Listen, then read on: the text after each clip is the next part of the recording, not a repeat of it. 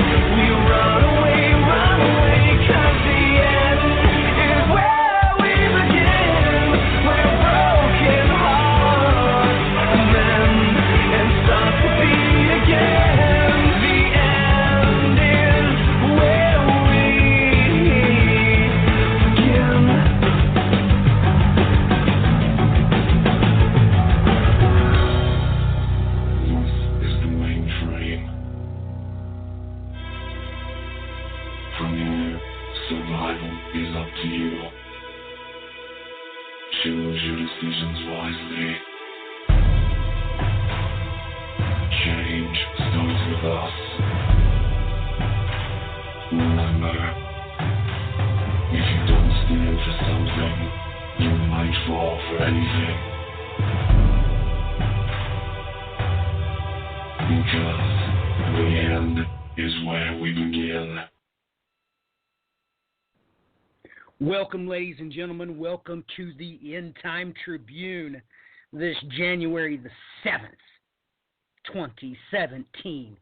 It is good to be with you tonight. We are your hosts, Matthew Miller and Brian Ingram. Brian will be on just here lickety-split. He tells me that he just got up and needs to get some coffee. Amen to that. We're going to be delving into a lot of things tonight. Many things come across the social networking site. And if you'd like to join us over there, it's really easy to find. Just go to the Facebook search page and search End Time Tribune. We will readily come up. And we do invite you to send us a friend request. We'd be happy to be friends with you and communicate with you. That's how a lot of communiques get to me personally. Those private chats seem to go off the charts. They're like endless. So really going to try to cover a whole lot that I discussed with the friends over there this week. And I have taken a new perspective on the social networking site. Brian will probably not appreciate my newfound take on it, as it really can be good for frustrating times in your life. It can be good for arguments. But everybody knows that the Brian and I do not partake in arguing with anybody, as that is anti-biblical, and this is a biblical worldview broadcast. It has always been so. Many people try to brand us with that title of Christianity. There are many sects and denominations which brand themselves by that title. This is a biblical worldview broadcast, so it's a little bit different.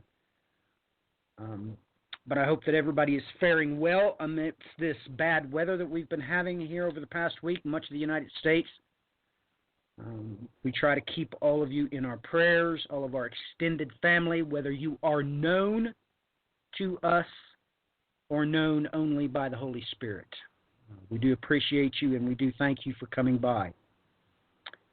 But we have a lot to talk about tonight. I'm going to reiterate some things that I had on my plate about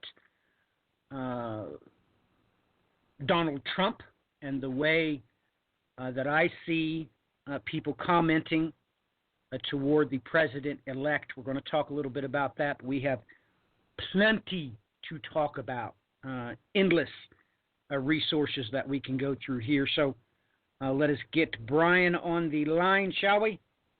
Brian, you are in the saddle.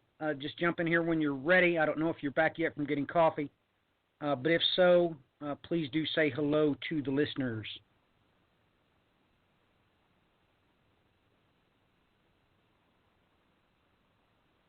And it looks like he's not back yet. So, ladies and gentlemen, let's just take a look at this. Brian had brought up to me privately the simple fact that a foreseeable economic collapse, if the new world be Babylon, is quite impossible, because the Lord our God painfully tells us in the book of Revelation that the shipping merchants are en route to the new world when the smoke of her burning rises up over the horizon. So there has obviously been no economic collapse when this event takes place. That being said, we have to realize that the Lord loudly declares to us in the book of Revelation that He puts it into the hearts of the 10 kings to burn her with fire. we really need to come to grips with this biblical fact. We're going to have to come to grips with this. And this is how this has been set up, ladies and gentlemen. The world economy, if you please do your research, a full 1/3 of all goods that are manufactured and consumed on God's footstool is shipped straight to the New World. The Mystery Babylon, if you will.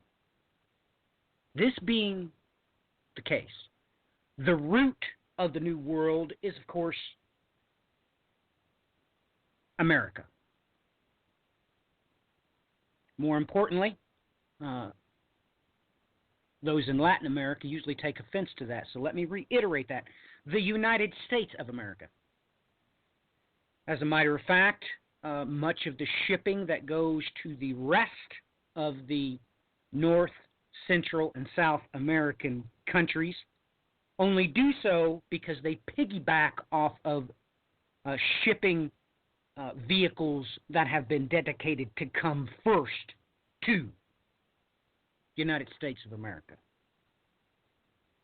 But when you're researching this and you realize that this isn't the only time that God makes reference to 1/3, according to a destruction of grandiose magnitude that seems to play a major role in what is to come, the end of days, so to speak. When we think about this thing, these 10 kings, they do exist. That is biblical. I know that many people who promote the Illuminati, they all say 13. That, however, is irrelevant. God, he says 10. What they have set up is for all roads to lead to Mystery Babylon. That is where the Silk Road inevitably comes. The United States alone consumes 27% of all manufactured goods on this planet. Like I shared that article last week from mainstream sources. You can readily understand when you start adding Brazil, Mexico, yada, yada, yada. 1/3 comes here. When you back that up with the simple fact that the Lord our God tells us an event is going to strike his footstool, which will burn, of course, 1/3 of all the green grass and all the trees. When you get a globe, when you do your due diligence in geology, you will readily come to the understanding that the New World does in fact represent 1/3 of God's footstool. These things, being that, we must understand that what President-elect is doing is rocking the boat. Now, take note, this is how much power he has. He's not even president yet. Toyota Motor slips after Trump threatens border tax on Mexico. Now look, how can Toyota Motors stock dive from a tweet of a president-elect that has not undergone inauguration? How's that possible? Ladies and gentlemen, let me ask you this. When has this been done before? Since when does one of the top 10 manufacturers in this country scrap their plans to build a new plant in Mexico over a president-elect's threat? Ladies and gentlemen, Ford Motor Company started this whole shindig. And if you all do your history as far as manufacturing is concerned, I hope you realize that the motor industry itself started with the Model A and the Model T. Now, 1/3 of all manufactured goods on this planet. When you get a globe, when you do your due diligence in geology, you will readily come to the understanding that the New World does in fact represent 1/3 of God's footstool. These things, being that, we must understand that what President-elect is doing is rocking the boat. Now, take note, this is how much power he has. The third time, I think, is a charm. Now, I want everybody to take note that weeks after a carrier deal, things happened with Trump. Because this carrier, the company itself, criticized Trump for claiming that 1,100 jobs would be kept in Indiana. And yes, some jobs will be kept. They're not all going overseas. But ladies and gentlemen, this is third time's a charm. Toyota, Ford, and Carrier. Ladies and gentlemen, this system is in fact already in place. It's in place. Is it that would cause the 10 kings to burn her with fire? I don't know. If Brian has actually hit the nail on the head, I don't know. One thing is for sure. Since I started doing broadcast, ladies and gentlemen, I have been stating this the whole time, that the third time is always a charm. It's always a charm. That's just the way it is. So when we look at it that way, and ladies and gentlemen, we're going way back in time, way back to May 2010 that I've been stating these very things, that the third time is always a charm. You need to look out. These things are verifying each other and validating one another. And I think you all need to take a check of yourselves. You need to all have a Selah moment. I see all of you in the Christian community sticking up for Trump.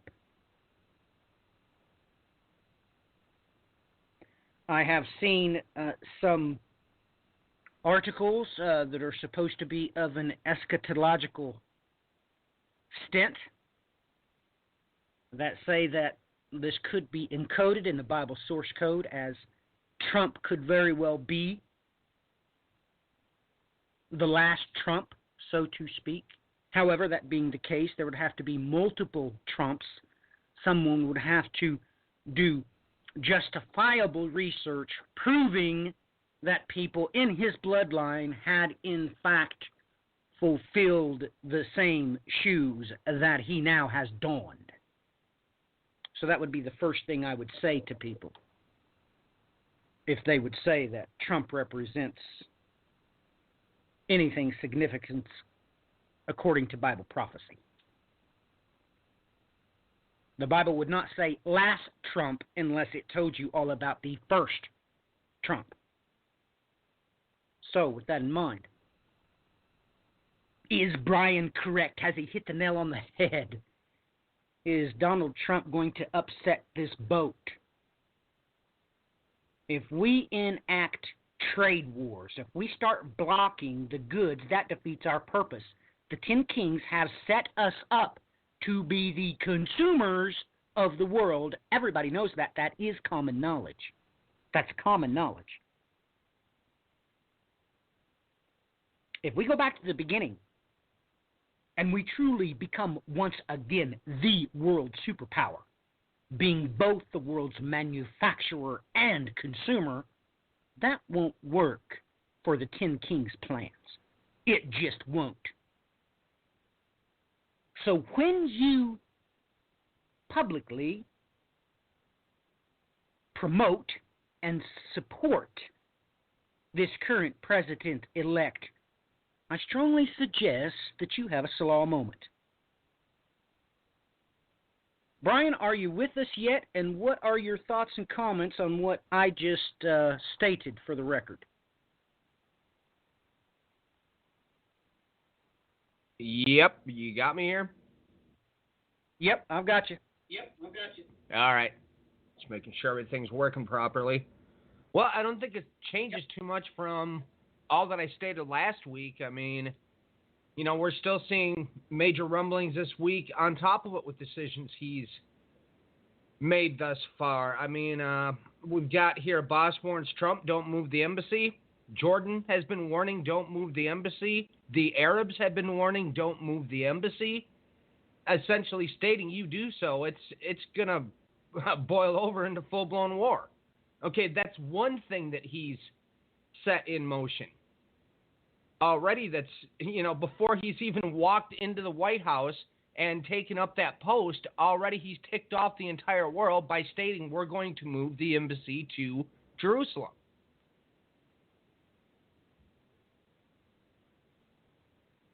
This is getting serious, Brian. It really is getting serious. We need to think about this, ladies and gentlemen. Here, let me just ask Brian. Brian has done so much work into this, so much groundbreaking work when it comes to cryptochronology. It's just off the charts, ladies and gentlemen.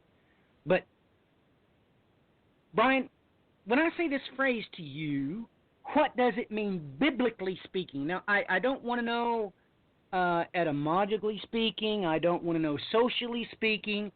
I want to know biblically speaking what it is that you think of when Reuters comes out and says that France will convene some 70 countries on January 15th for a Middle East peace conference in Paris.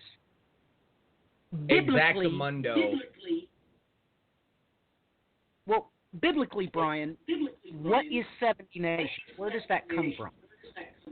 Well, automatically, we know that the nations were split apart into 70. Now, I know we've got people that run around with the 72. That's irrelevant at the moment. We've got 70 nations that it states through the biblical text. And now, all of a sudden, we have this meeting that is convening with 70 nations, and never mind the fact that, okay, well, Israel, you can't show up. Abbas and the Palestinians, you're not welcome. We'll tell you what happens after the fact. Now, does everybody remember when they made the first initial ruling through UNESCO concerning the Temple Mount? That was just on top of it. It was the exact same thing that was reiterated with this new UN policy. UNESCO, and when they did the UNESCO vote, they did it behind closed doors during Turkey's coup, during the Gulen overthrow. All of a sudden, they closed shop the day after the coup, mind you, which makes little to no sense. But then on top of it, when they released the statements concerning that vote that they took at UNESCO, it stated blatantly, we did this behind closed doors secretly. Now, why would they do that? And now all of a sudden you have, after the string of attacks that have come against Jerusalem, and folks, I'm going to cut through the nonsense right here. They keep running around saying two-state, but this has nothing to do with two-state. They want to eradicate and obliterate Israel from the picture, period. It's always been that way, folks. So now they're moving forward again towards this quote-unquote two-state solution, and it's causing all sorts of controversy. At the very exact same moment, we've got, the upcoming administration is going to move the embassy to Jerusalem. It's coming in from every which way at this stage.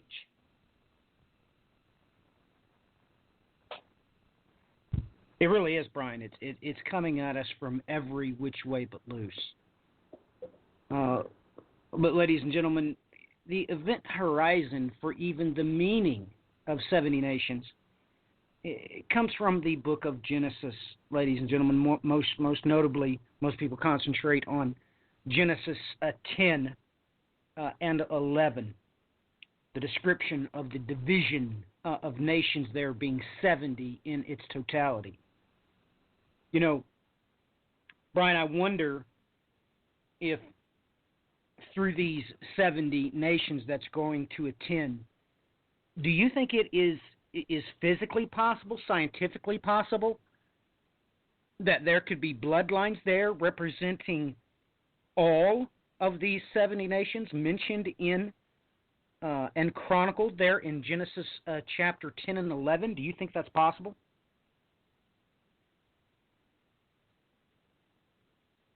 I would have to almost expect it, to be quite honest. I mean, as much work as I've done trying to trace out these varied migrations, the varied mixings, and so forth, and lay out who's who in this day and age. Okay, we're already talking about, for instance, France. Well, who is France? A mass majority of those people came from the Cimmerian tribes that used to be settled around the Ukraine. It basically states that those groups are going to come from the north when we roll around to Ezekiel 39, and then later after that, Ezekiel 38. So we've already got that one group in the mix with this. Well, and let's just talk about Paris and France for a minute, using isochronal eschatology. Brian, you and I have talked about this many, many times, that what happened during the French Revolution is just off the charts, ladies and gentlemen. It is off the charts. You have to realize that this was outright rebellion against God. That's what happened during the Age of Reason. Ladies and gentlemen, you have to understand that they rebelled against time itself. Brian and I have stated many times that it was France that changed the clock, ladies and gentlemen. They changed the clock. If you can get your hands on a French revolutionary clock, you'll take note, it does not have 12 on it. It has 10. They did not have weeks. They literally shook their fist at God and made 10-day decades. This is what they did. And of course, at the end of the matter, he who started it, that term itself, Robespierre, the very one who started it, finished it when he himself was beheaded for his rebellion against God. So, this is so extremely prophetic to me and Brian that this would be done in France. Let's go back again to the French Revolution. Any of you done any research on what it was that Napoleon did concerning the Jewish land? Does anybody have any idea that it was Napoleon that wanted to reinstitute the promised land of Israel? Ladies and gentlemen, I'm not joking. What I just told you is true. That's what Napoleon wanted to do. So when we look at this fold in time, this just sticks like a thorn in my mind's eye when I look at this article, the original one from Reuters. Not only were the 70 nations going to gather against Israel, they were going to do it in Paris, France. We are on the precipice, ladies and gentlemen, of what very well could be an extremely bumpy ride. I mean an extremely bumpy ride.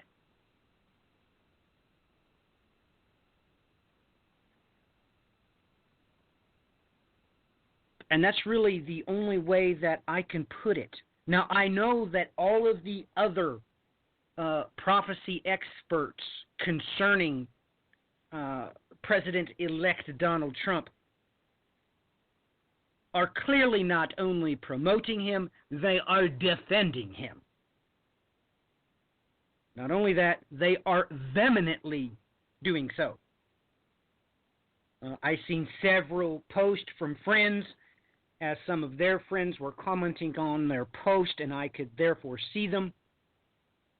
Oh my goodness. They had become literally rabid crusaders. Rabid. But ladies and gentlemen, These things should not surprise you. They shouldn't.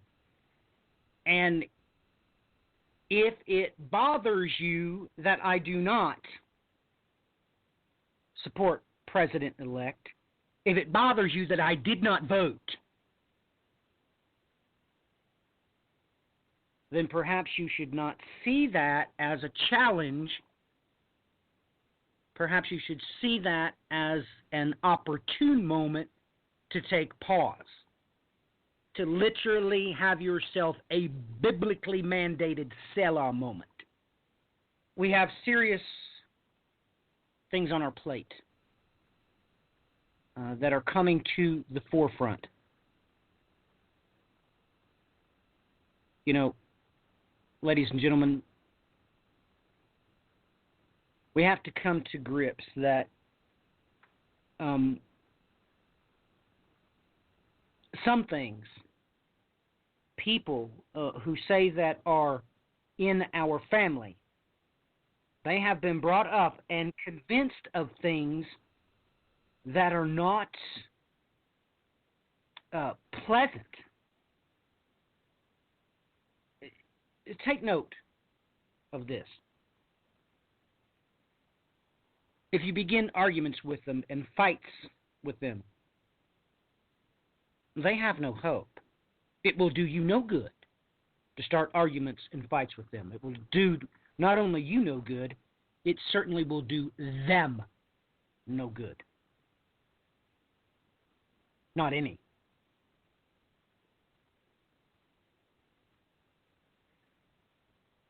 Ladies and gentlemen, Robespierre would be absolutely ecstatic if he came to the United States of America today. Oh my goodness, I just saw a mainstream news article that some state had actually paid for a prisoner in their jail system to receive a gender reassignment operation. Oh my goodness, would Robespierre be dancing in the streets?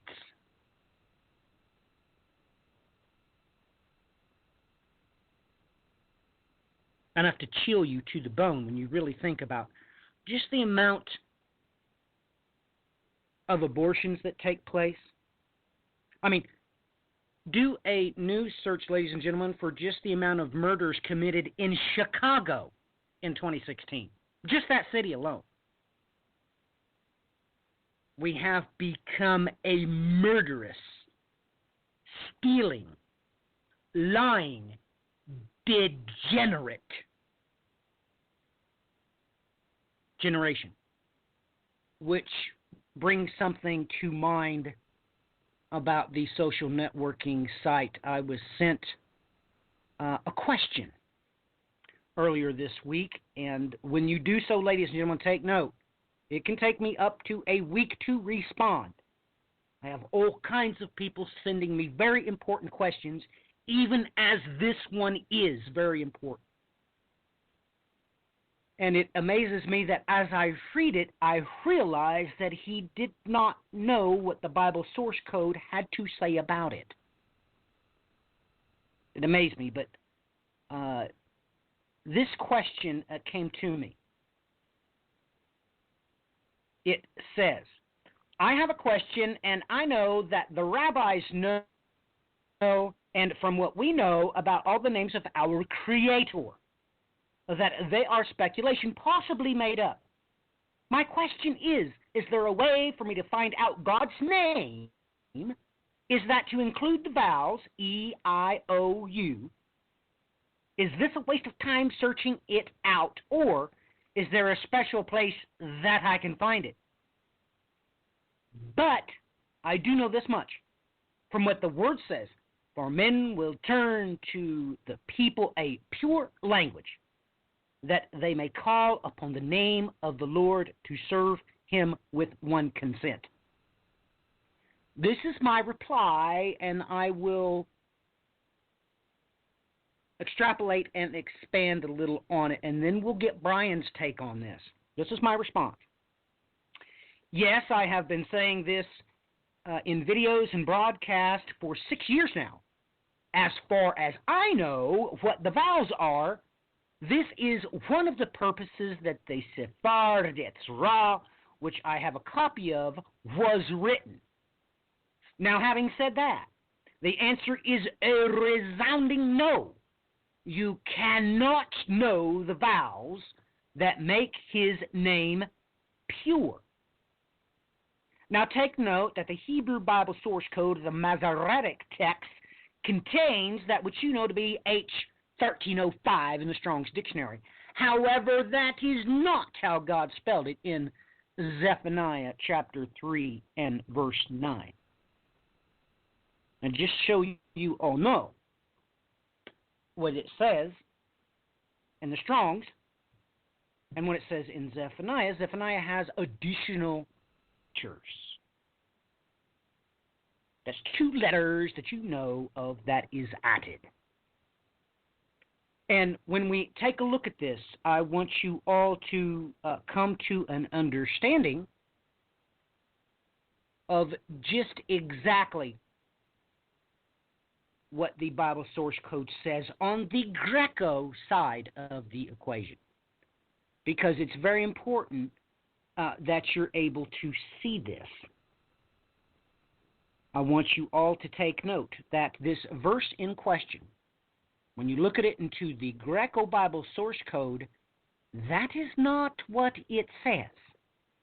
The Bible source code is comprised of 2 complete tongues. 2 complete tongues. One, it is entirely Hebrew, made up exclusively from that which every Hebrew-speaking Jew has been saved, that has been saved until this time today. That is the Masoretic text coupled with the Delitzsch New Testament. That is the Hebrew Bible source code. The Greco Bible source code is the Septuagint coupled with the accepted by all of our church fathers manuscript, the Edita Regia. Now, that being said, you have to understand that God has to talk out 2 sides of his mouth. One's in the Greek, one's in the Hebrew, because you simply cannot contain the wonderful things he has to say when he speaks with one language.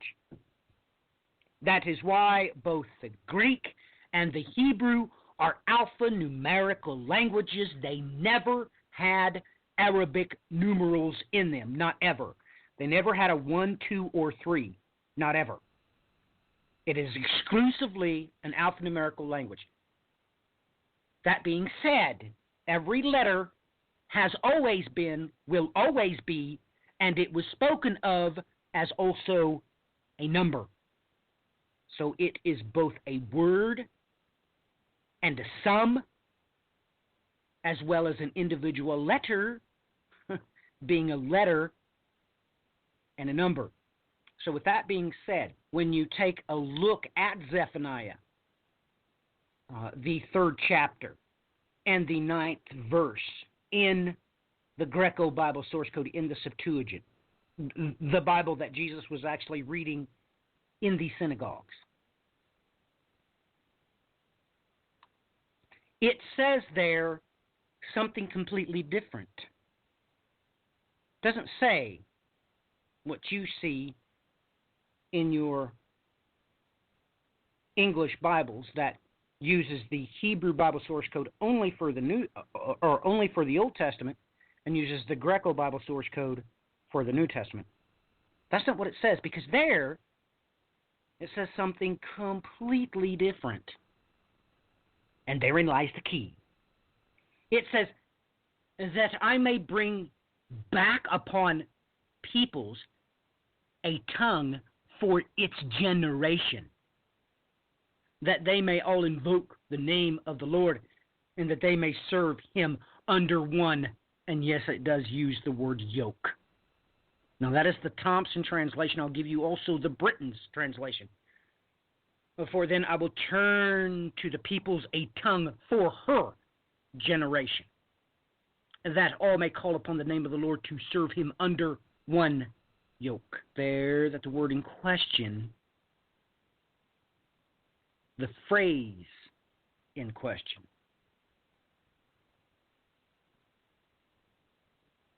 is this generation. And once you can see that, you begin to understand, well, why is it in the feminine form? There is a whole lot more there for you to see. But yes, this question on the social networking site was quite true. Ladies and gentlemen, you're never going to know how to pronounce his name. You're just not. Now, some people pronounce it Jehovah. Some people pronounce it Yehovah. Just give it up. You don't know. You can't know. He will never let you know. Until, of course, this generation that will not pass away before all these things are fulfilled. You see, ladies and gentlemen, you have to literally be able to see what it was God said when he spoke that about this generation not passing away. He was directly tying that to Zephaniah chapter 3, verse 9. So, having said that, ladies and gentlemen, you can delve very deeply into this. Like I said, you can get the Book of Creation, which I have a copy of, which I studied when I was an adolescent. That book's primary function, of course, is for the creation of the image of the beast. That book was written for the incantations to create a golem. These things have been historically accredited to, of course, Rabbi Judah ben Lo of Prague. Please look that up, and the golem. That is what the Bible is referring to when talking about the image of the beast was given life and did speak. Ladies and gentlemen, these things are biblical. I'm not giving you flights of fancy. These things are real, live, local, and late breaking. But Brian and I have talked about this many, many, many times, but I get a lot of questions like this on Facebook, privately, and I'm more than happy to answer them, although it takes me quite a lot of time sometimes because questions like these are not altogether simplistic. They're rather complicated. So, Brian, do you think there is any hope or any chance of this being that generation with which Christ was referring to, that we would see these things, that perhaps we would be given the vowels that comprise the Hebrew language? Would we be able to know how to pronounce his name?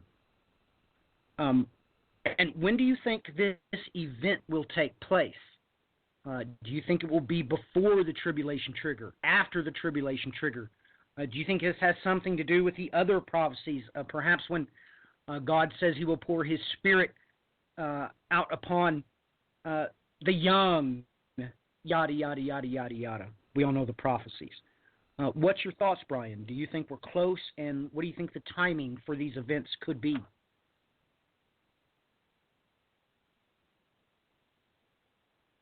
I would definitely say it, by all appearances, appears we are moving in that direction. Unless, of course, we've missed something glaringly obvious, yet keeping an eye on certain things that we know to watch out for. We've definitely seen a whole lot of things moving in the correct direction. Now, this boy,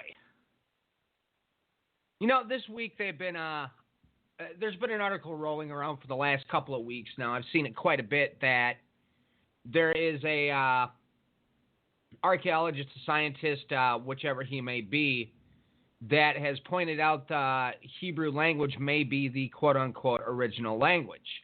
I had seen references to this actually over the course of the last couple of months. This is not the first time this story started floating around. Yet something caught my attention here.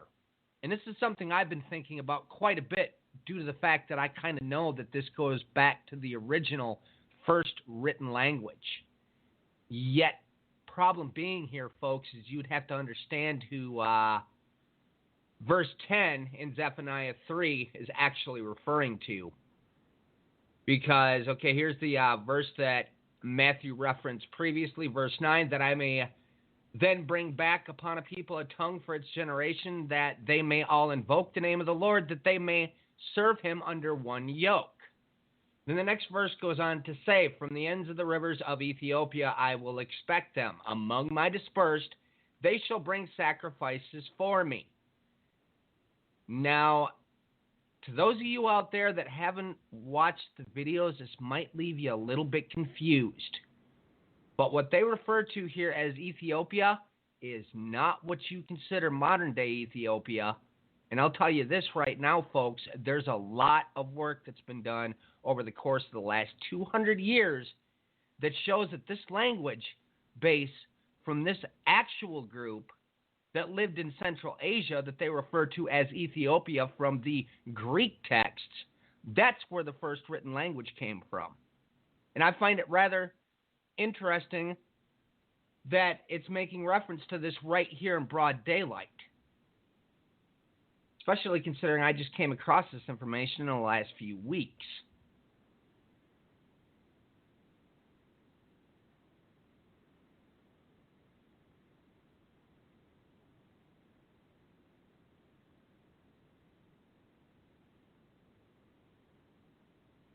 Let me say this, Brian. You're cutting out pretty good on my end, doing the, what did you describe that before when we were on BTR, dropping packets or whatever? We're not getting all of what you're saying. And I would appreciate a clarification there because I missed half of what you said. Can you please restate as to whether you think this may be true, this news article, because that was the very next news article I was going to bring up. The article concerning the first language and so forth. Yes, sir. Yes, sir.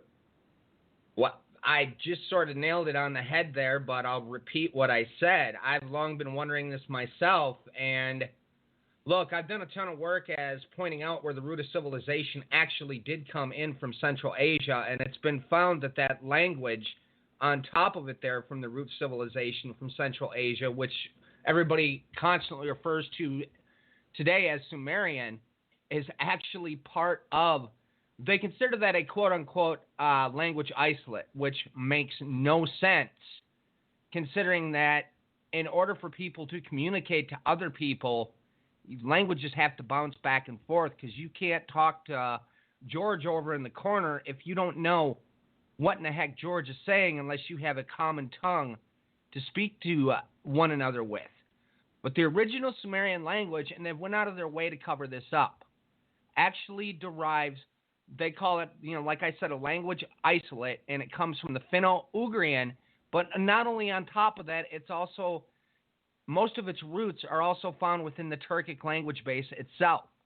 So this is one I've been thinking about for a long time, and knowing where the roots of civilization itself came from, I've always often wondered if it's possible that we're looking at the original tongue actually coming from there.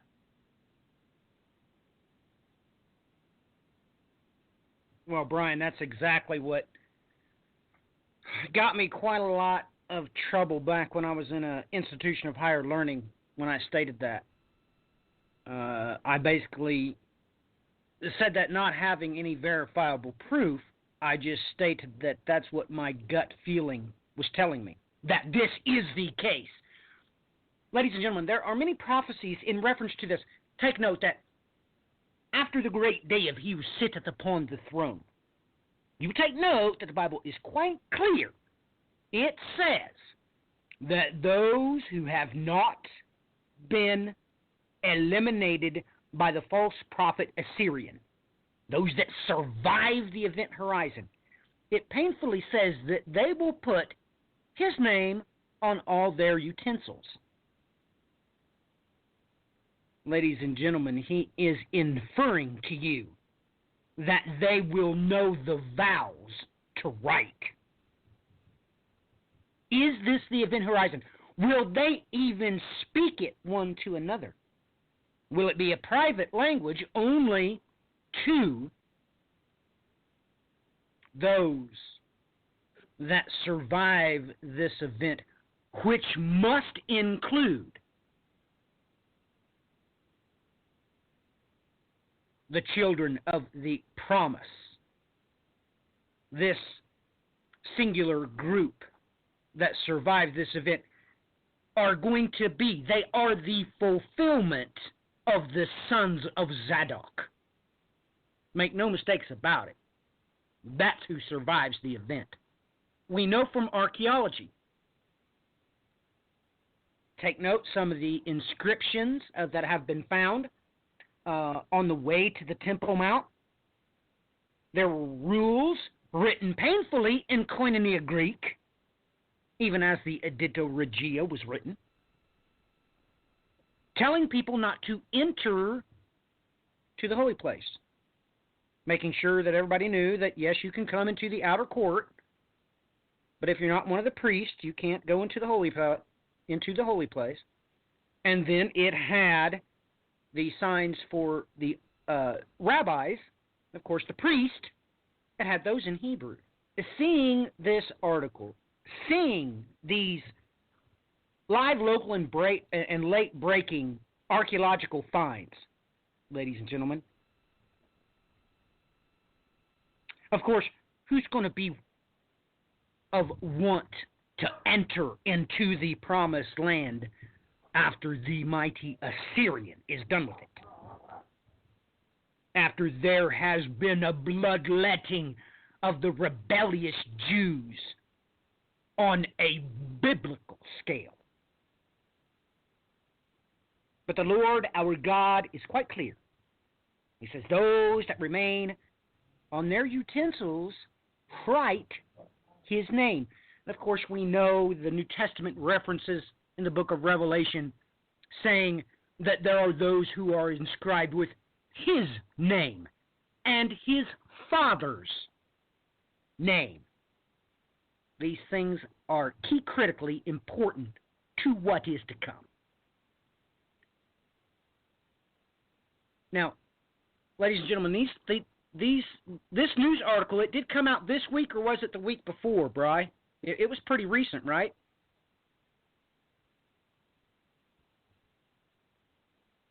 Well, as I stated, there is that article's actually been floating around for a couple of months. They just started reposting it again in the last week, so. Well, I seen one article that I think I posted it on the social networking site. I think I did. They found something else in addition to the original inscriptions that they had found. So that's why they reposted it. Let me go to my Facebook page and scroll down. It should be pretty close to the top. Lots over there posted, but yes, controversial new theory. This is the Daily Mail version. This was published, I think our sister Deb is the one that originally got a hold of this. Yeah, this was December 7th. So yeah, it's like a month. So this is really live, local, and late breaking. But Brian, there can be no debate. Why would the Lord our God tell us that this remnant of survivors write his name? And it never says too much about them speaking, actually, in the said text. So it makes you wonder. I mean, of course, who would want to take, or who is going to have the resources to take a vacation to the promised land after that day? So it makes me wonder if they speak this only to themselves and they Well, of course, what truly must be revealed? I mean, I just mentioned earlier that in Zephaniah chapter 3, verse 9, the Strong's puts this word as H1305, when painfully, the Masoretic text does not say that altogether. It has additional characters in it. That being said, don't you realize that once they know what the vowels are, and they're able to put the vowels in place, they will truly have understanding. They will truly have eyes that can actually see and ears that can actually hear. Don't you realize that, ladies and gentlemen, what a magnificent promise to the people Israel that is? Now, I do not know. Perhaps we can make that for a future broadcast. The bride herself will be preoccupied with other things. So we do not know what's going to happen there when we gather unto the tabernacle of David. Remember, these are two separate groups, ladies and gentlemen. Someone, of course, must repopulate the promised land. These things are real. This is biblical, what Brian and I are speaking about. So just imagine what they will see when they truly, for the first time, look at a copy of the Torah. They will truly see it and hear it for the first time. Because there's many words in there. Of course, me and Brian have been caught up in debates into the wee hours of the morning on multiple occasions. Well, you know, this could be this word, but it could be that word. Because, well, they both only have 3 letters, and, well, that's all we got to work with. We have no idea if he was talking about, let us say, camel's hairs or ropes. You don't know. You can't know. You just have to swallow it. You just have to accept that now, in this time, it is not permitted for us to know everything. But the time will change, and it will become a beautiful time for us to know, see, hear, and understand these things. That much is true. So, ladies and gentlemen, I hope you realize I'm sure that they come under massive fire, saying or even suggesting that God actually spoke Hebrew in the Garden of Eden, the event horizon. I'm sure that all 70 nations are in absolute agreement, gnashing their teeth at these archaeologists, at those who penned these articles. But make no mistakes, what the Bible says, that is what is to come. That's what's going to happen. So, Brian, I'm with you. And I've been thinking those very thoughts for quite a long time. Ladies and gentlemen, we're going to go ahead. Yeah, go ahead, Brian. Give me 1 second. I was just going to point out that, albeit the information in this article is accurate, I would just say it's titled incorrectly. Right here at the beginning is Hebrew the world's first alphabet. Israelites in Egypt may have turned hieroglyphs into letters 3,800 years ago. Well, that's all good and fine, that taking from hieroglyphs and so forth, but it's already known that this is not the first written language, and depending on which quote-unquote theoretical thread you follow, biblically speaking, we know this to be the case anyways, that the people from Egypt would have had to have come out of the first civilization and made their way over towards Mitzrayim or Egypt. So the title of the article is actually what throws things into disarray. what's inside the article appears to me to be good. It's just the title is throwing the whole thing off. Well, Brian, I'm kind of glad that you that you said that. Because, ladies and gentlemen, I'm going to tell you why that's important. Okay, I'm going to tell you why this is important, because I hope everybody realizes what the, how do I put that? The cryptochronologists are fighting, because it's big news, ladies and gentlemen, what these archaeologists were pointing to. You'll take note that Brian made it overtly clear 3,800 years ago. Well, ladies and gentlemen, what was 3,800 years ago? According to the traditional chronologist, this is when the Israelites were multiplying in Egypt. Ah, yes. Ah, yes. So, Brian, being a self-taught expert biblical chronologist, we're going to ask him about those very things after the break. We're going to take a short break, ladies and gentlemen. It's going to be 11 minutes and 24 seconds long. And maybe while we're listening to a couple of tunes and I have to get more coffee, of course, perhaps you can consider these things and research these things.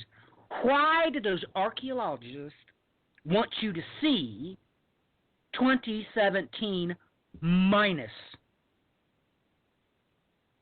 3,800 years? We'll be right back after the break.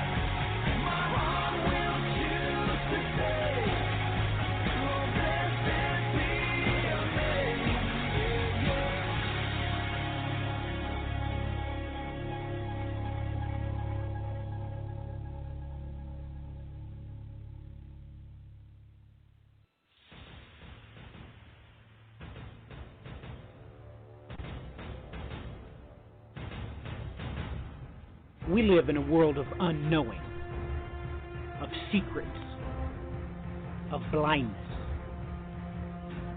But what if you were to find out that the very earth was crumbling beneath your feet, even as we speak?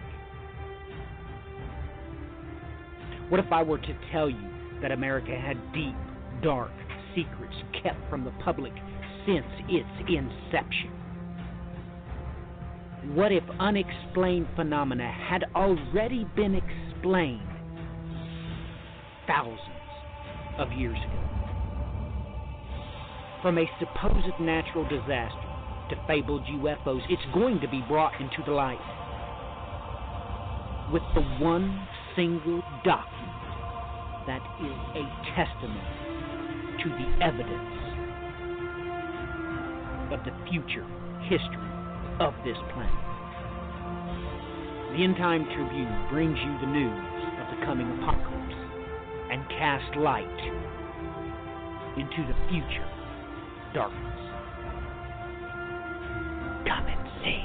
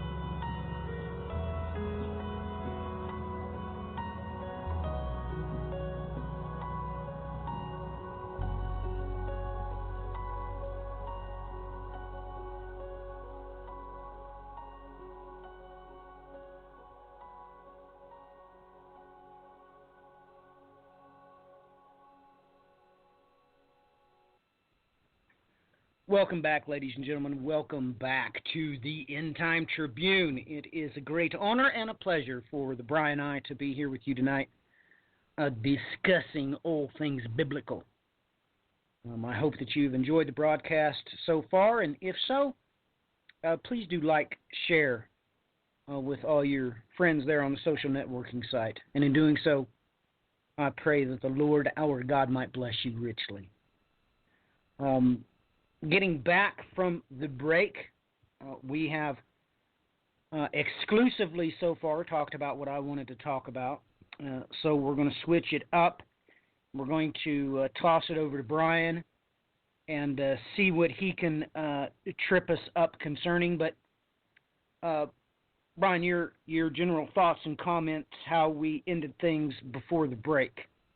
But jump right in here and take her where you want to take us.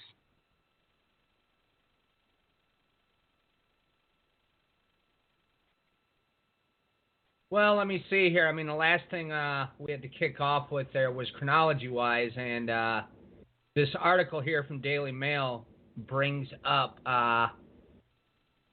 down near the bottom of the article, it basically states that the Israelites stayed in Egypt for 430 years, as recorded in Exodus 12:40 through 41, which is the equivalent of 1876 to 1446 BC. Well, this last date, 1446, is fairly accurate concerning the Exodus. I don't remember the exact timing, mind you, but nonetheless, that's pretty on the mark there. So, and as far as what I wanted to discuss next, let's see here. I had a few odds and ends I pulled up earlier, but shut them down because I didn't know if that's what was causing my issues with me breaking up here. Oh boy. Now let's bring this one up for a second. This is a story that started floating around in the last couple of days here. I caught wind of this about 2 or 3 days ago. We've got a collision of stars, or as they put in this article, of suns will create a new star in the night sky in 2022. And let's see here. At the beginning of the 3rd century, civil war raged in Britain as the Roman Emperor Septimius Severus sought to quell unrest in the north, but unknown to the fighting cohorts and Caledonian tribes, high above their heads, 2 stars were coming together in a huge cataclysmic explosion. Now, 1,800 years later, the light from all the collisions will finally arrive on Earth, creating a new star in the night sky, dubbed the Boom Star, in an incredibly rare event which is usually only spotted through telescopes. Before the meeting of the 2 stars were too dim to be seen by the naked eye, but in 2022, the newly formed red nova will burn so brightly in the constellation of Cygnus that everyone will be able to see it. Here we go again, right back into Cygnus, folks. Now, I don't know if you've seen this article, Matthew, but I don't know what you make of that one. New star showing up in the sky of all years, 2022. Now, send that right quickly into here. spot. Yeah, I just did it. As soon as you said it, I'm like, what is he talking about? A collision in 2022, so I researched it. I, of course, went to one of my breakaway sources. I'm looking at Astronomy Magazine, and you just sent me one from the Telegraph. So basically the one from the Telegraph is probably has the same event horizon as this one. But, of course, I didn't catch this. This was published Friday, January the 6th, 2017, yesterday, in Astronomy Magazine. Here we go, ladies and gentlemen, back to cryptochronology.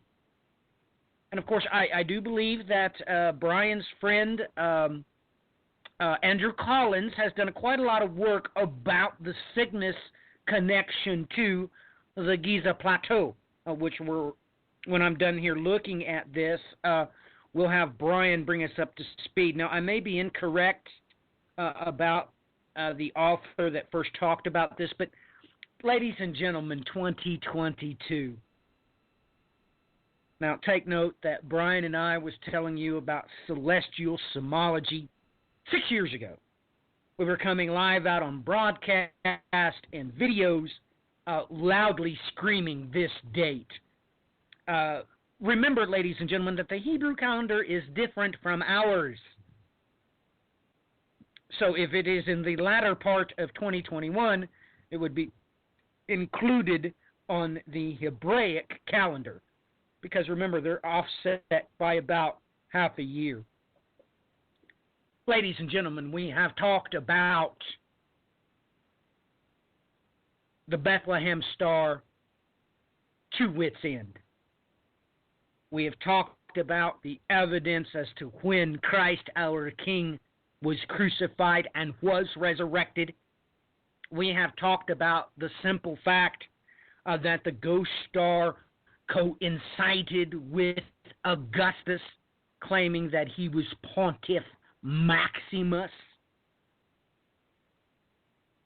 Ladies and gentlemen, we've talked about Herod's son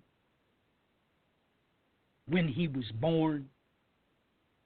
Ladies and gentlemen, these things are in direct correlation, historically speaking, with what Brian has proved to you over there on his website.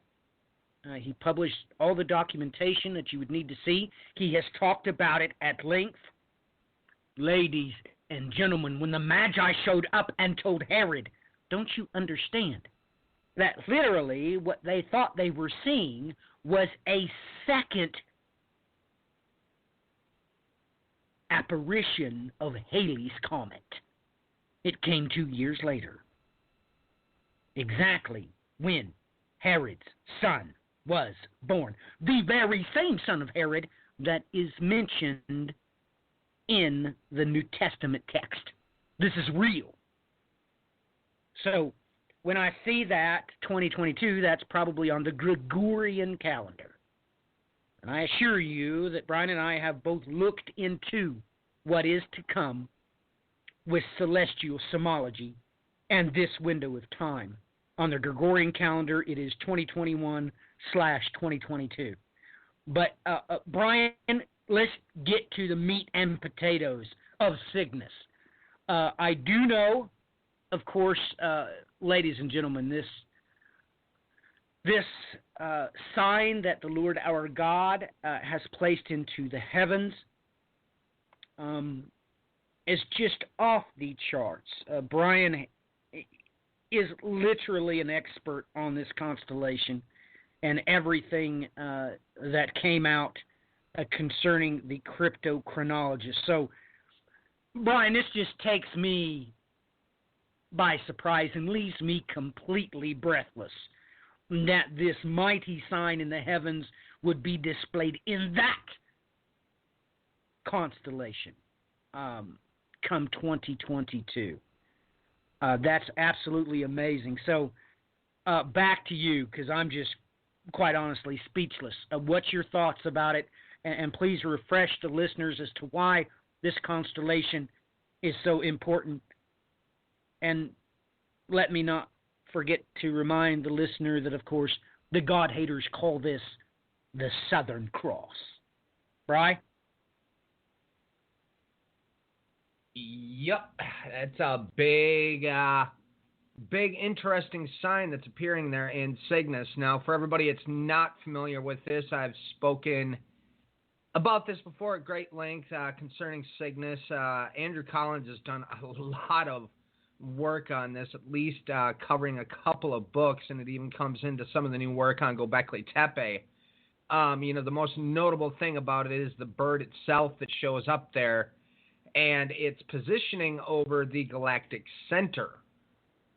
And that's one of the standout things. He's done some work where he's found that it aligns with the Great Pyramid and the other alignments within the pyramids there in Egypt itself as well. And it's rather interesting stuff when you take his work and then overlap that of Robert Bauval's on top of one another with his work with the Orion correlation. And it just kind of makes you wonder there what's going on. It's the old infamous elephant in the room that I brought up in discussion with some of the other historians on this one, and they weren't altogether all too familiar with Andrew's work, but I think one of the things that gave his findings a little more credibility was the fact that on top of it, when he took this alignment, he was able to locate the underground caverns that go underneath the Giza Plateau due to that alignment. So that, you kind of have to scratch your head and go, okay, we've stepped beyond coincidence here. Now we're looking at something else that's a little bit more plausible. Some of the ancient depictions, like you go over to Göbekli Tepe, comes into the vulture. And, we pointed out at great length the symbolic nature of the vulture out there in Central Asia and the infamous vulture shamans. So, we've got this sign floating around. We just, in the last week and a half or so, Dr. Paul Laviolette, or as Matthew refers to him as Dr. Purple, had released an article on the possibility or probability of seeing the effects of a galactic superwave between now and, if I remember correctly, about 2021. I think, Matthew, you might have posted that early in the week. If it wasn't you, I know one of our listeners caught it. Yeah, somebody posted it. I remember seeing it, but I can't remember who. It was probably either Deb or Jenny, I would imagine. But it's almost like that article came as a preface to this because, ladies and gentlemen, we are always quick to give credit where credit is due. Now, Brian has done most of the research concerning this archaeological site, Göbekli Tepe, with Andrew Collins. And just off the charts. Ladies and gentlemen, could this be what Dr. Purple is looking for? Is this the super Wavitic event that will, in fact, be the tribulation trigger? Ladies and gentlemen, how did Andrew Collins use this constellation to find those underground chambers? What were they built for? Was this tied? Is it part and parcel with going back to the days of Noah? I mean, ladies and gentlemen, what is the power magnitudes we're talking about, ladies and gentlemen? What could possibly come from this? Because we don't know. Ladies and gentlemen, two stars have never collided before, okay? Saying that this is going to be a nova is really highly speculative. We don't know. We've never seen two stars come smashing together. So this is absolutely off the charts, ladies and gentlemen. Off the charts. Two stars that's going to collide with each other. But I strongly suggest that you look up Dr. Paul Laviolette and do research because he has basically set up and provided us with a model that will explain what it is the Lord our God may be referring to when he says he will ride the cloud to Mount Paran. You will find Dr. Purple to be very friendly and manageable. He is quite knowledgeable in a superwave, what he calls a galactic superwave. So I strongly suggest that you consider that the Lord our God was being quite literal, as well as being prophetic when he stated that we were going back to the days of Noah. Brian, back to you.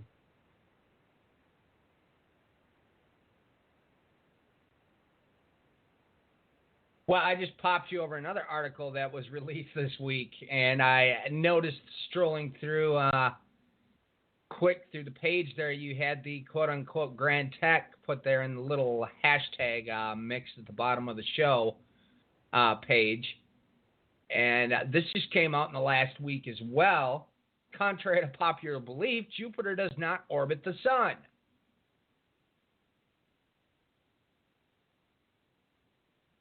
Just thought I'd drop that there and let you look at that. Okay.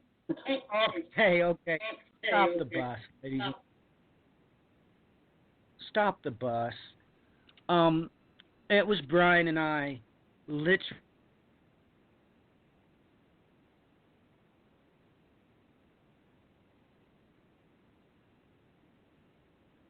Ladies and gentlemen, there is a celestial scapegoat. There must be, because the sun, its equator, is off the ecliptic by 7 degrees. Now, just take note that this just came out in mainstream news articles, but when you take a look at the GIF, I see what I'm seeing. This is the exact same type of GIF they used to display to the world that Pluto and her moon Charon was in fact revolving around each other. They are a Uraeus type of crown. Creates a crown. When you look at this, this is what they have proven, that the sun and the king star is in a synchronous orbit, one with another.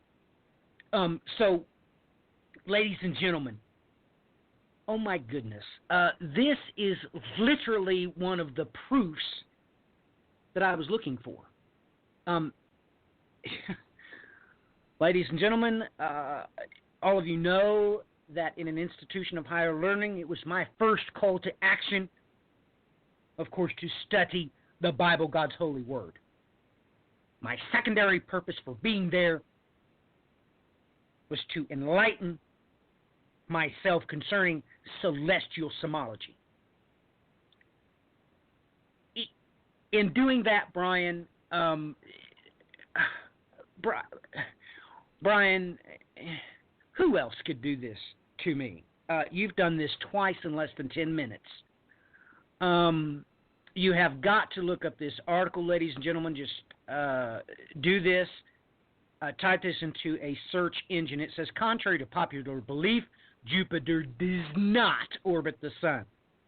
You're going to come over to Galaxy Monitor. I'm not sure if they are the event horizon for this article. Let me check the date. Unfortunately, ladies and gentlemen, I don't see a publication date on this. But Brian and I have been trying to teach you here over the last 6 months the quite simple fact that, ladies and gentlemen, when the Lord your God, when he told you that this generation will see the coming of the sign of the Son of Man, let's go back to the Chinese that chronicled the ghost comet in relationship to Halley's appearance. If you walked up and asked them, hey, what's the king star? Those ancient Chinese celestial semologists would have told you Jupiter, duh. If you'd went and asked the Romans, if you'd went and asked the Mongol horde, they would have told you the same exact thing. Well, that's Jupiter, duh. Ladies and gentlemen, NASA has already proved, once they were given the technical data concerning the Nice model, concerning the swapping of the locations of Uranus and Neptune, using that mathematical data, they were able to extrapolate out that Jupiter will in fact do a grand tack. You can find these things on the NASA website. They're true. It's real. So, with this in mind, back to Brian for a minute, because now I got to go back to that article.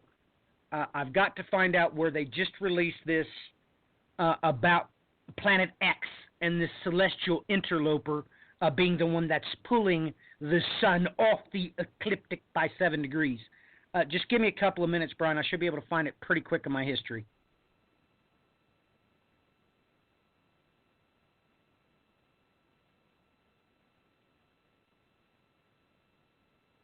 While you pull that up, there's a couple of interesting articles. I pulled it up on a different website here. Express.cu.uk brings up the same article concerning Jupiter, but I found two more entertaining ones. Or rather, maybe not so much entertaining, maybe a little bit more in your face. Society to collapse by 2020. Scientists predict peak turmoil in 3 years. Society is on the brink of collapsing within 3 years as political turmoil peaks, scientists claims. War on the streets could be the norm by 2020 as unrest among citizens leading to erupting violence. Peter Turkin, a professor of ecology and mathematics at the University of Connecticut, has been studying history as if it were science, and by analyzing past societies has concluded the current societal norms are nearing their end. Professor Turkin has developed a subject known as coelodynamics, which analyzes history as a science, which includes predictions and models based on past experiences. AKA, he uses isochronal eschatology, folks. Sorry, but that's what he's doing. This Russian-American scientist has been building his model for years, but states the election of Donald Trump as president of the U.S. will accelerate the negative trends leading to peak in turmoil in 2020. He highlights the elite overproduction where the rich get richer as another exacerbating feature of the rising tensions and will lead to ideological polarization and fragmentation of the political class. Sorry, folks. Remember all his promises concerning the rich people and all that, getting the money back into the middle class? Then why has he piled his administration with top bankers and everything else under the sun? Okay, moving on in this article. Writing a piece for phys.org, Mr. Turkin says, my model indicated that social instability and political violence would peak in the 2020s. The presidential election, which we have experienced, unfortunately confirms this forecast. We seem to be well on track for the 2020s instability peak, and although the election is over, the deep structural forces that brought us the current political crisis have not gone away.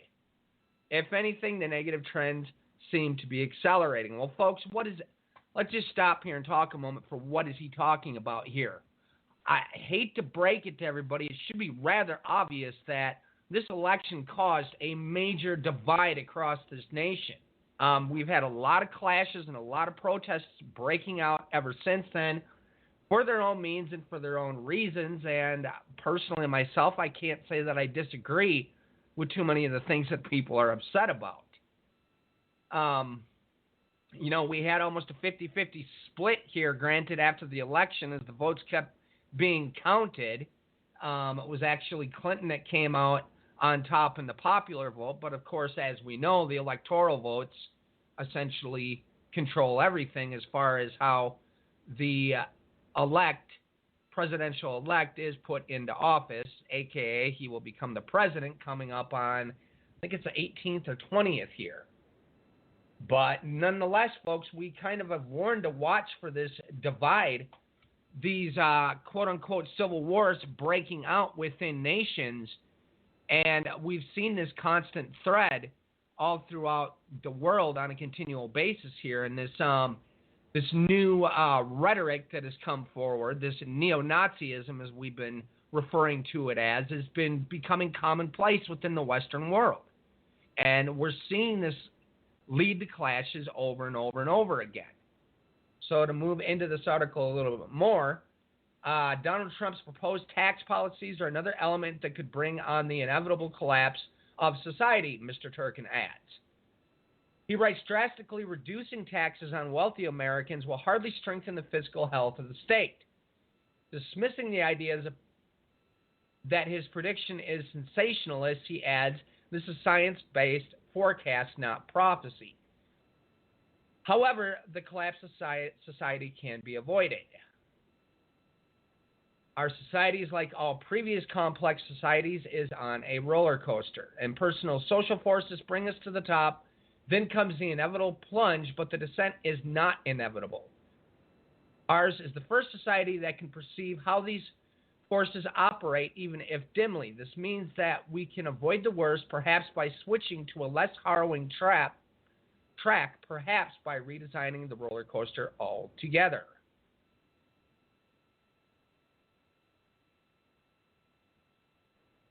And I don't know if you're ready there with that article yet, Matthew. Oh yeah, I'm ready, but I'm thoroughly ticked off because, ladies and gentlemen, I already had this article pulled up. Different source. This was the one that I was going to talk about was in UConn today. Social instability lies ahead, researcher says, because, ladies and gentlemen, let me explain something to you really quick about this gentleman referred to in this article. He is the one that came up with isochronal eschatology and coming up with a mathematical way to study history in cycles. It's called cliodynamics. If you would like to know, he's actually a Russian. Okay? He actually got back in the 70s, he was on the faculty of Moscow State University. I am not lying to you, okay? So just take note that this also has another branch that they call cliometrics. The clio part of this cliodynamics is based upon, of course, the Greek muse, Clio. Ladies and gentlemen, how did Brian bring up this article having no idea that I was going to bring it up myself? But, ladies and gentlemen, they know that history is cyclical. Look, I'm not lying to you. Cliodynamics is, in fact, a part of the academic community. Okay? So it just blows me away that what this does is this process studies natural sciences and mathematics to study history in order to foresee what is to come. Ladies and gentlemen, I'm not joking with you at all. Prof. Turkin, he really is from Moscow. I'm not lying to you. In the 70s, he was in Moscow. Then later he come over here and got, of course, we gave him a professorship in biology immediately. But, ladies and gentlemen, please look this up. It is called cliodynamics. Now, it's spelled CLIODYNAMICS. Now, another integral part of it, which also deals with the mathematical methods to predict and study history, is called cliometrics. So, yes, ladies and gentlemen, this professor came up with twins and how to study history and what is to come. This is no joke. This is not a random article that Brian is referring to. Now, just because he got his from a different source, of course, I wouldn't expect Brian to watch the University of Connecticut news source. I do. All of you know that I am the one that created that term, isochronal eschatology. Well, believe me, when I was in an institution of higher learning, I was trying to understand why, even though this was painfully known throughout history, academia was doing everything within their power to conceal what God himself said about time in the book of Ecclesiastes. That time is, in fact, cyclical. Therefore, eschatology must be cyclical. It's isochronal. So, the preterist, which is the study of the fulfillment of prophecy exclusively in history,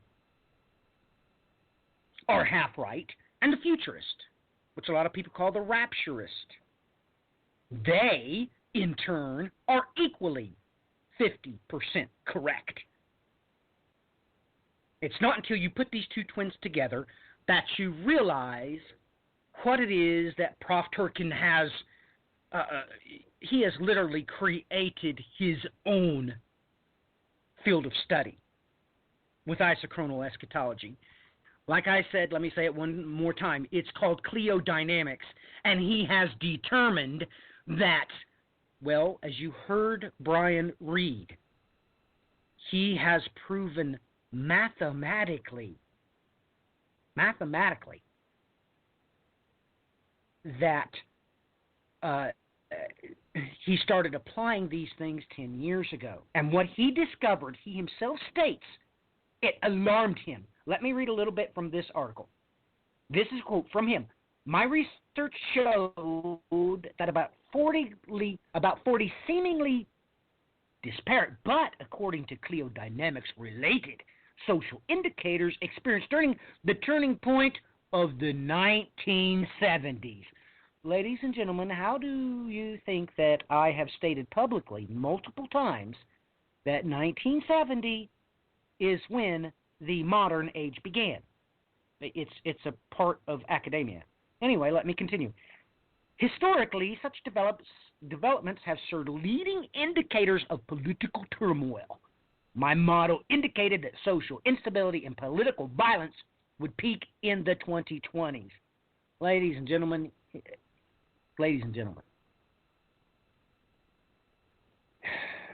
let me read the next one. The presidential election we have experienced, unfortunately, confirms this forecast. We seem to be well on track for the 2020's instability peak. And although the election is over, the deep structural forces that brought us to the current political crises have not gone away. If anything, the negative trends seem to be accelerating. Ladies and gentlemen, I know all about Prof. Turkin. I have studied him for decades. Now, ladies and gentlemen, I have painfully brought up on multiple occasions what the me decade is. It's common knowledge what the me decade is. It's the 70s. They refer to it as the Great Awakening, of course. I've taught you all about the cover of the New York Magazine on August 23rd, 1976. Ladies and gentlemen, Prof. Turkin knows full well that men became lovers of themselves in the 70s. The modern age, they also call it the age of communication, the computer age, however you want to say it. It began in the 70s, ladies and gentlemen. So now I hope some of these things that Brian and I have been talking about for years now is beginning to take root in your spirit. These things are real. These things are biblical. This is Brian and I's worldview. Okay? So let me get back here just off the charts, but I have to go back. It's just I was a little bit upset that Brian beat me to the punch, and he cheated because normally I will send him the links ahead of time, and I'll say, hey, we're going to talk about this. But I didn't because I really did want to talk about this myself. I was really excited about it, and he brings up Prof. Turkin from a different source. So that's not even funny. That's cheating. But anyway, Here is the article I was referencing earlier. It was released in Astronomy Magazine again. Like I said, that's how I found it. I suggest you do the same. Track their news. It was published October 19th of 2016. Planet 9 may be responsible for the tilting sun. How our possible rogue planet may be messing with our solar system. Ladies and gentlemen, it goes on to discuss here. I suggest you look up this article. Like I said, it's in Astronomy Magazine. And they're literally mathematically telling you that the only real thing that could be pulling the sun's equator off of the ecliptic is a massive gas giant that lurks in the darkness, has been cast into the Kuiper Belt, the deep, so to speak. Ladies and gentlemen, we know full well, and Brian and I have had private conversations about one of my very good friends that's made multiple documentaries for the Discovery Channel. Very unsettling things, because the things that he was talking about on a global forum, they were diligently asking him, and you have the climate weathering models. He is the one that is his puppy. He's the one that made it. He is very well renowned, and he was asking me about this, and he was hoping that it was something that was incredibly small and hopefully almost entirely made of iron. That's what he was hoping. However, you need to look up TRES 2b. We have seen a massive gas giant. But the only way we was able to see it is it did a transit across its parent star. And its libido is darker than acrylic paint. Ladies and gentlemen, Brian and I have tried to tell you about the celestial scapegoat. We have tried to tell you about what the Hebraic scriptures refer to as Moaz. We have tried to tell you the scriptures at length. Ladies and gentlemen, that's why they're looking for it, because they know that the Bible has told them so, just like Prof. Turkin was told about isochronal eschatology, about time being cyclical, and he has made his own academic discipline. Ladies and gentlemen, I'm telling you the truth.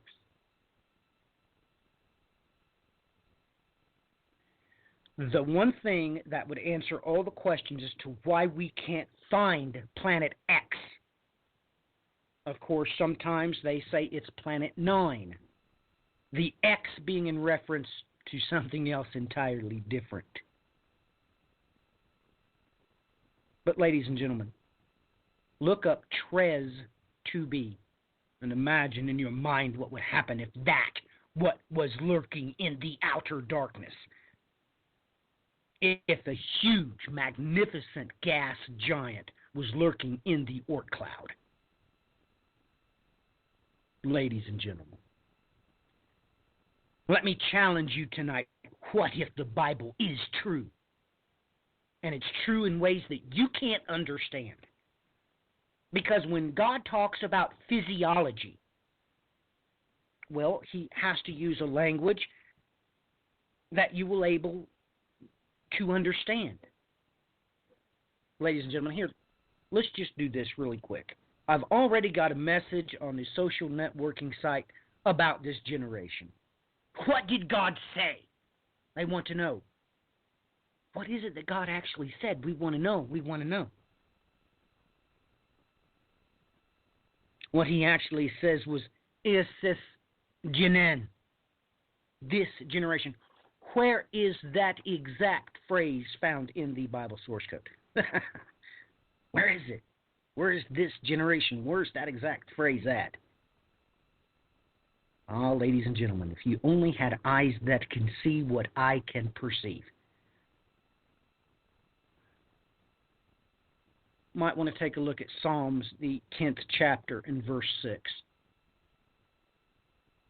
Oh, ladies and gentlemen, do you even know what